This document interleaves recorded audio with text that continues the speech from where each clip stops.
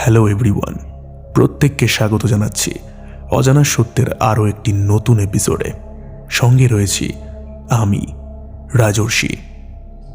আজকের এই এপিসোডে তোমরা যেই ঘটনাটা শুনবে সেই ঘটনাটা মুর্শিদাবাদে ঘটে যাওয়া একটা ঘটনা। এখানে তোমরা জানতে পারবে একটা পুকুরের ব্যাপারে, এখানে তোমরা জানবে একটা মেয়ের ব্যাপারে, যেই মেয়ে নিজের মৃত্যুর পর বিশেষ কিছু কারণের জন্য নিজের আপনজনদেরকেও নিয়ে যেতে চেয়েছিল। সম্পূর্ণ ঘটনাটিকে যদি বুঝতে চাও তাহলে স্কিপ না করে কানে হেডফোন লাগিয়ে এক মনে আজকের ঘটনাটাকে শুনতে থাকো। আশা করছি আজকের এপিসোড তোমাদের ভালো লাগবে। তোমাদের জীবনেও যদি কোনো সত্যি ভৌতিক ঘটনা ঘটে থাকে অথবা কোনো ভৌতিক ঘটনা যদি তোমরা শুনে থাকো তাহলে সেই ঘটনা আমাকে মেল করে লিখে পাঠিয়ে দাও অজানাসত্য15@gmail.com এই মেল আইডিতে। এছাড়াও ডেসক্রিপশন বক্সের প্রথমেই আমার হোয়াটসঅ্যাপ নাম্বার দেওয়া রয়েছে, আমার ফেসবুক আইডিও দেওয়া রয়েছে। তোমাদের যেভাবে সুবিধা সেইভাবে আমার সঙ্গে যোগাযোগ করে আমাকে ঘটনা লিখে পাঠাতে পারো। তোমাদের ঘটনাও আমাদের অজানা সত্যে অবশ্যই শোনানো হবে।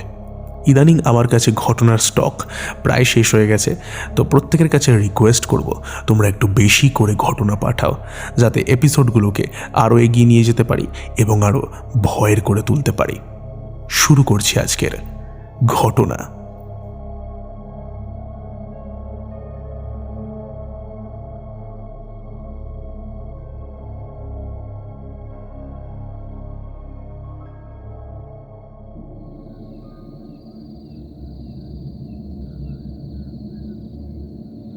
ঘটনা লিখে পাঠিয়েছেন রীতা হালদার।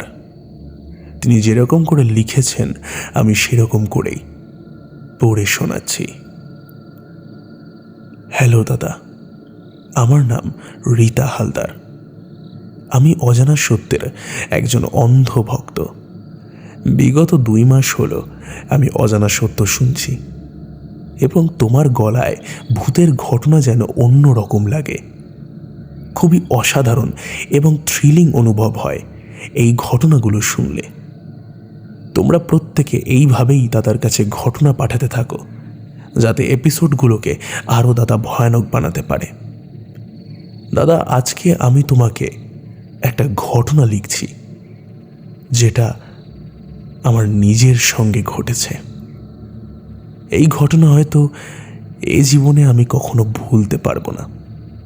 আমার উপর দিয়ে যে কি গেছে সেটা একমাত্র আমিই জানি। এই সব কথা আমি কখনো খুলে বলবো তা ভাবিনি। প্রথম ঘটনা পাঠাতে একটু ভয় লাগছিল, নিজের নাম লিখতে ভয় লাগছিল। তবে আমি সিদ্ধান্ত নিলাম যদি ঘটনা পাঠাতে হয় আমি অবশ্যই নিজের নামটা দর্শকদের কাছে জানাবো। তো দাদা, বেশি কথা না বাড়িয়ে এইবার আমি ঘটনার দিকে এগোচ্ছি। যখন আমি ছোট ছিলাম তখন আমার বাসস্থান ছিল মুর্শিদাবাদে। মুর্শিদাবাদের কোনো একটি জায়গায় আমি থাকতাম। বিশেষ কারণে আমি জায়গাটার নাম বলতে চাই না। সেখানে আমি আমার বাবা, মা এবং দিদির সঙ্গে থাকতাম। আমার নিজের দিদি। দুজনের মধ্যে শুধু 1 বছরের পার্থক্য ছিল। ছোটবেলা থেকেই আমরা দুইজনেই একসঙ্গে খেলাধুলা করতাম। আমরা যেই পাড়ায় থাকতাম সেখানে তেমন কোনো বাচ্চা কাচ্চা ছিল না। সেই কারণে আমাদের দুজনের তেমন বন্ধু বান্ধবও ছিল না। আমার দিদিই আমাকে বড় ভালোবাসত। দিদির সঙ্গেই যতটা সময় পারতাম ততটা সময় কাটাতাম।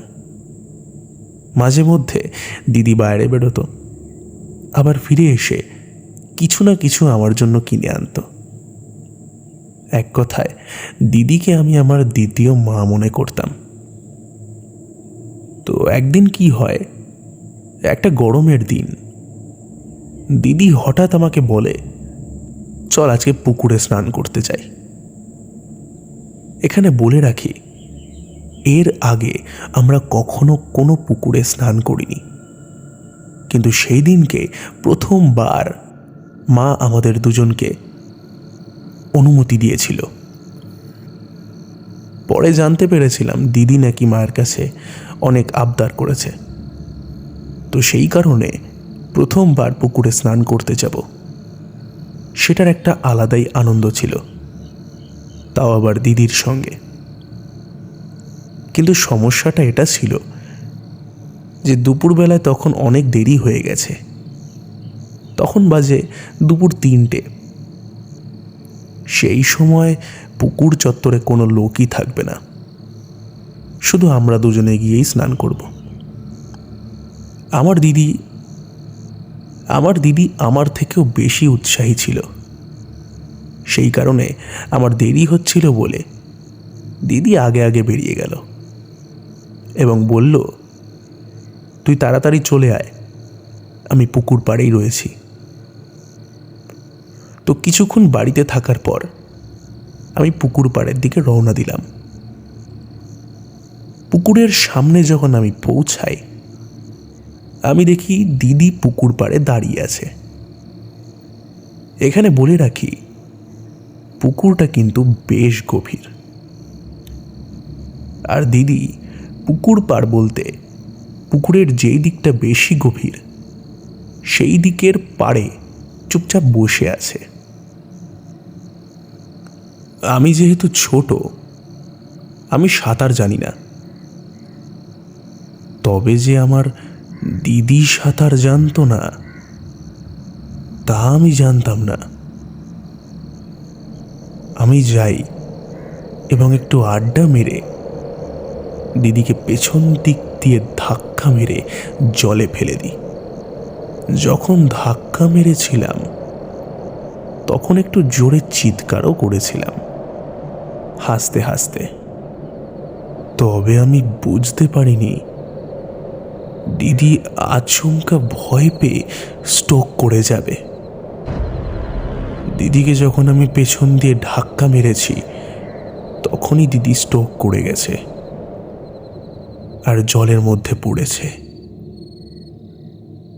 স্বাভাবিকভাবেই স্ট্রোক করার কারণে দিদি নিজের হাত পা নাড়াতে পারেনি এবং ক্রমাগত জলের মধ্যে ডুবে যাচ্ছে। আমি ভয়তে জলেও নামতে পারছি না এবং ভয়তে চিৎকারও করতে পারছি না।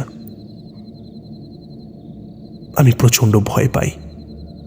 আমি সেখান থেকে দৌড়ে দৌড়ে চলে যাই এবং বাড়িতে গিয়ে চুপ করে খাটে গিয়ে শুয়ে পড়ি এবং ভাবতে থাকি, আমি কি করলাম। এরপর পাড়ার কিছু লোকজন মিলে দিদির লাশটাকে জল থেকে উদ্ধার করে। স্থানীয় লোকেরা বলছিল দিদির লাশ নাকি জলের ওপরে ভাসছিল। দিদি মারা গেছে, অথচ কেউ জানে না আমার হাতেই দিদির মৃত্যু হয়েছে। প্রচণ্ড ভয় পাচ্ছিলাম দিদির লাশ দেখে। দিদির মৃতদেহ যখন বাড়িতে এলো আমি প্রচণ্ড পরিমাণে ভয় পাচ্ছিলাম। আমি কি করে বসলাম। আমার বাবা মা প্রচণ্ড কষ্ট পায় এবং দিদির মৃতদেহ দেখে কান্নায় ভেঙে পড়ে।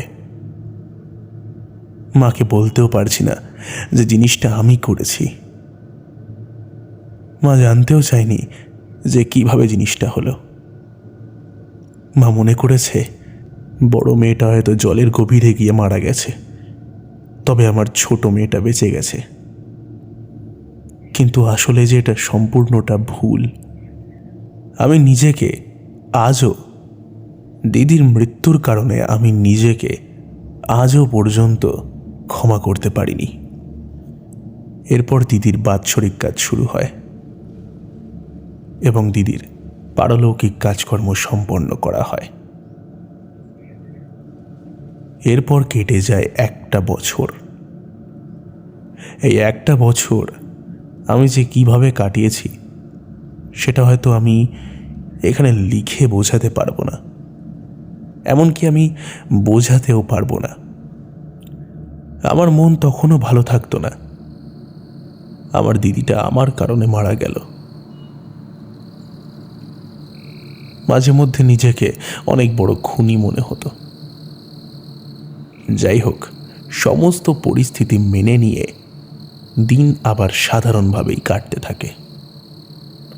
মাঝে মধ্যে ওই পুকুরের ধারেই আমি মন খারাপ করে বসে থাকতাম, কান্না করতাম। তো একদিন আমি পুকুরের ধারে সেই দুপুরবেলার সময় বসে রয়েছি। দিদির কথা মনে পড়ছে। এমন সময় আমি জলের তলা থেকে কেমন একটা শব্দ শুনতে পাই, যেন মনে হচ্ছে কেউ একটা ওপরের দিকে উঠে আসছে। আমি একটু জলের কাছে যাই এবং হঠাৎ করেই দেখি দিদির মুখটা ভেসে উঠল। আমি হকচকিয়ে যাই এবং পেছন দিকে সরে যাই এবং ভয়তে সেখান থেকে দৌড়ে পালাই। আমি বাড়ি ফিরে যাই এবং মাকে গিয়ে জড়িয়ে ধরি। আমার মা বুঝতে পারে যে আমি কোনো কিছুতে ভয় পেয়েছি। যখন মা প্রশ্ন করে যে কি হয়েছে, আমি মাকে কিচ্ছু বলি না। তবে সেই দিন আমি বীভৎস ভয় পেয়ে গেছিলাম। দিদির মুখ ওখানে ভেসে উঠল কিভাবে? দিদির লাশকে তো পুড়িয়ে দেওয়া হয়েছে। ওই ঘটনার পরেই জানি না কেন আমার মনে হচ্ছিল আমার শরীরটা কেমন যেন ভার ভার হয়ে আছে, যেন কেউ একটা ঘাড়ে চেপে বসে রয়েছে। মাঝে মধ্যেই গা হাত পা প্রচণ্ড ব্যথা করত। মাকে বলতাম, মা একটু হাত পা টিপে দাও, তবুও ব্যথা কমতো না। মাঝে মধ্যে রাতের বেলা মনে হতো ঘরের মধ্যে আরও একজন ঘোরাফেরা করছে, যার উপস্থিতি অনেকটা দিদির মতো লাগতো। তবে মনের ভুল ভেবে সব সময় এড়িয়ে যেতাম। এই জিনিসগুলো এই অবধি সীমিত থাকেনি, এর প্রকোপ দিন দিন আরও বেড়েছে। মাঝে মধ্যেই রান্নাঘরের থালা বাসন উপর থেকে নিচে পড়ে যেত আপনা আপনি। মা আমার নামে দোষ দিত, অথচ আমি কিছু করিনি। যখনই চুল আঁচড়াতাম আমি দেখতে পেতাম আমার মাথা থেকে এক গোছা চুল ছিঁড়ে ছিঁড়ে পড়ছে। এই জিনিসগুলো কেন হচ্ছে আমি বুঝতে পারছিলাম না। তবে আমার মনে একটা ভয় ধরে গেছিল। একদিন রাতের বেলা আমি শুয়ে রয়েছি আমার মা বাবার সঙ্গে। এমন সময় বাড়ির বাইরে থেকে একটা কণ্ঠস্বর ভেসে আসে। কে যেন আমার নাম ধরে ডাকছে। আমার ঘুম ভেঙে যায়। আমি উঠে দরজাটা খুলে বাইরের দিকে যাই। বাইরে আমি কাউকেই দেখতে পাই না, কিন্তু আমার নাম ধরে তাহলে কে ডাকছিল? এমন সময় ভালো করে লক্ষ্য করলে আমি বাইরে গাছের আড়ালে দিদিকে দেখতে পাই। আমি দেখি দিদি উল্টো দিকে ঘুরে দাঁড়িয়ে আছে। এমন সময় দিদি হাঁটতে থাকে এবং একদিকে যেতে থাকে। আমিও দিদির পিছু নিই এবং হেঁটে হেঁটে দিদির পিছু করতে থাকি। জানি না সেই মুহূর্তে আমি নিজে থেকে যেতে চেয়েছিলাম নাকি দিদি আমাকে টেনে নিয়ে গেছিল। অত রাতে আমি হাঁটতে হাঁটতে সেই দিদির পিছু করতে করতে ওই একই পুকুর ধারে চলে আসি যেখানে দিদি ডুবে মারা গেছে। হাঁটতে হাঁটতে আমি দেখছি দিদি আস্তে আস্তে পুকুরের জলে নামছে। আমিও যখন সে পুকুরের জলে নামতে যাব, এমন সময় কে যেন আমার পেছন দিয়ে হাত ধরে টানে। আমি দেখি আমার বাবা। আমাকে বলে, এত রাতে এখানে এসেছিস কি জন্য? তখন আমার সম্বিত ফেরে। আমি বাবাকে জড়িয়ে ধরে সমস্ত ঘটনা বলি। বাবা বেশ ভয় পান। বাবা তৎক্ষণাৎ আমাকে সেখান থেকে বাড়িতে নিয়ে আসেন।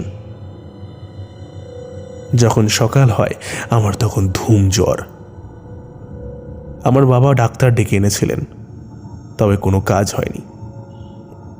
এরপর আমার মায়ের কথা অনুযায়ী আমাকে একটা ওঝা বাড়ি নিয়ে যাওয়া হয়। সেই ওঝা আমার দিকে তাকিয়ে এক মুচকি হাসি দেয় এবং সমস্ত ঘটনা ঝরঝর করে মাকে এবং বাবাকে বলে দেয়। তিনি এটাও বলে দেন দিদির মৃত্যু আমার জন্যই হয়েছে। আমি বড্ড অবাক হয়ে যাই। ইনি এত কথা জানলেন কি করে? এরপর সেই ওঝা বলে ওঠে, যে মেয়েটি মারা গেছে সেই মেয়েটা একে সঙ্গে নিয়ে যেতে চায়, অর্থাৎ দিদি আমাকে নিয়ে যেতে চায় নিজের সঙ্গে। সেই কারণেই দিদি আমাকে কালকে পুকুর ধারে নিয়ে গেছিল। তার অতৃপ্ত আত্মা আমাকে নিয়ে যেতে চায়, নইলে নাকি তার শান্তি হবে না। আমাকে পুকুরে ডুবিয়ে মারার জন্য কালকে টেনে নিয়ে গেছে। এই সব কথা আমরা ওঝার মুখ থেকেই শুনছিলাম এবং বিভৎস ভয় পাচ্ছিলাম। ওঝা বলে ভয় পাওয়ার কোনো কারণ নেই। এরপর একটা মাদুলি আমার গলায় ঝুলিয়ে দেয় এবং বলে, আগামী 1 মাসের জন্য এই মাদুলি যেন গলা থেকে না খোলা হয়। এই মাদুলি যদি গলা থেকে একবার খুলে ফেলি তাহলে দিদি নাকি আমাকে কোনো মতে হোক নিয়ে চলে যাবে। ওঝা এটা বলেন, 1 মাস হয়ে গেলে কিন্তু গলা থেকে এটা খোলা যাবে না, তোমাকে আমার কাছে আবার আসতে হবে। এরপর আস্তে আস্তে একটা গোটা মাস কেটে যায়। এই গোটা মাসে আমার সঙ্গে কিছুই হয়নি এবং দিদিকে আমি আর কখনো দেখতে পাইনি। তবে হ্যাঁ, সব থেকে অবাক করার বিষয়, এই গোটা 1 মাস আমার জ্বর ছিল। এরপর 1 মাসের শেষের দিকে আমার জ্বরটা কমে যায়। আমি আবার সেই ওঝা বাড়ি যাই। ওঝা সেই তাবিজটা খুলে আমার বাঁ হাতে একটা মাদুলি বেঁধে দেয় এবং বলে, তুমি এখন বিপদমুক্ত, তোমার দিদি আর কখনো তোমাকে নিতে আসবে না।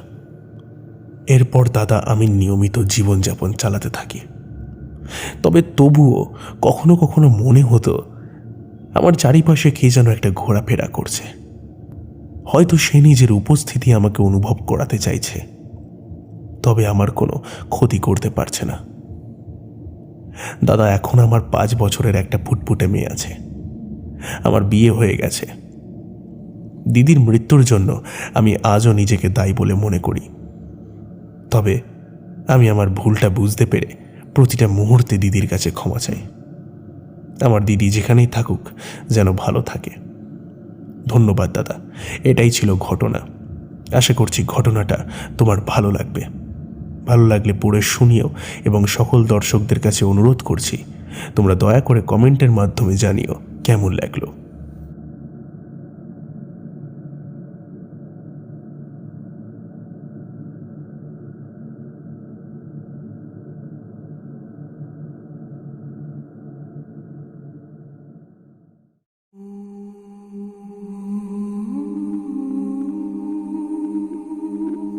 বেশ অসাধারণ একটি ঘটনা আমরা শুনে নিলাম।